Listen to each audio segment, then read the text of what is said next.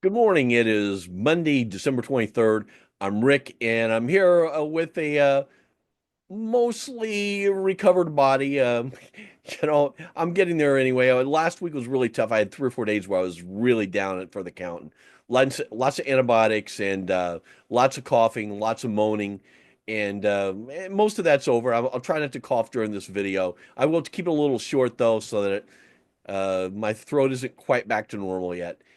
This is one of those stories that I would have talked about last week if I was able to talk, but it's been still talked about a lot over the weekend. People are talking about it today, and I wanted to just highlight a couple things. It was this piece that was in the New York Times talking about how streamers have come to realize that theatrical movies have a value to streamers that is more than if a movie was made just directly for streaming.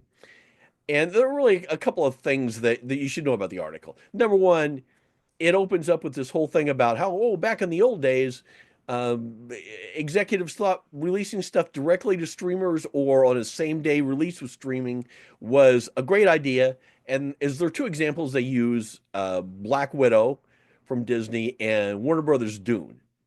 Now, I know that we've all sort of memory hold this now, but if you look at when those two movies were released, they came out at a time where we're in the middle of a pandemic. Theatrical business is almost non-existent.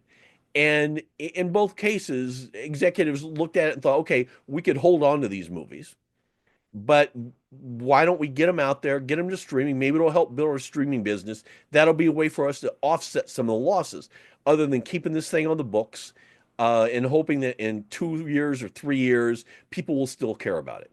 Now, you can argue about whether or not it was a good idea, but this was not, strictly speaking, this theory that it made more sense to go to streaming. I mean, both companies had slightly different approaches, right? There's a lot of nuance, but basically that is just a silly way to frame the thing.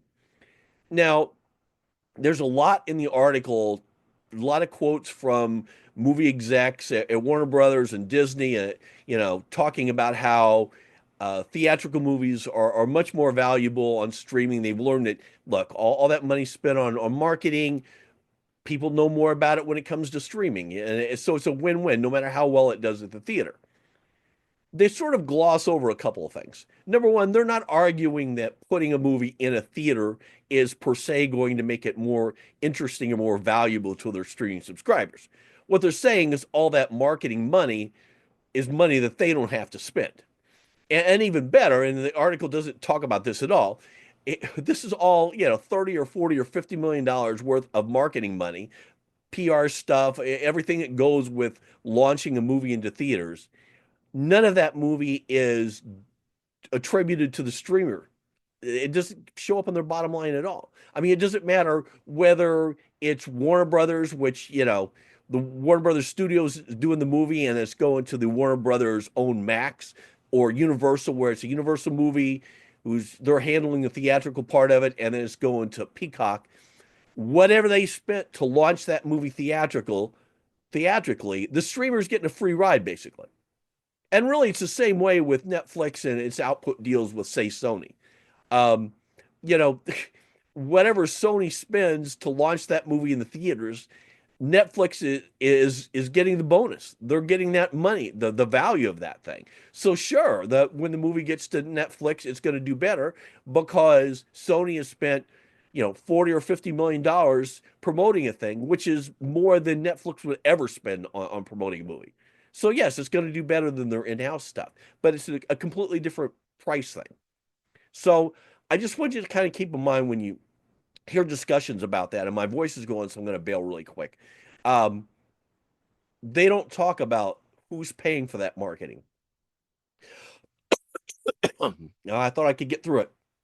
So just keep that in mind. I'm not quite sure when I'm going to do a morning video next. It's a holiday week.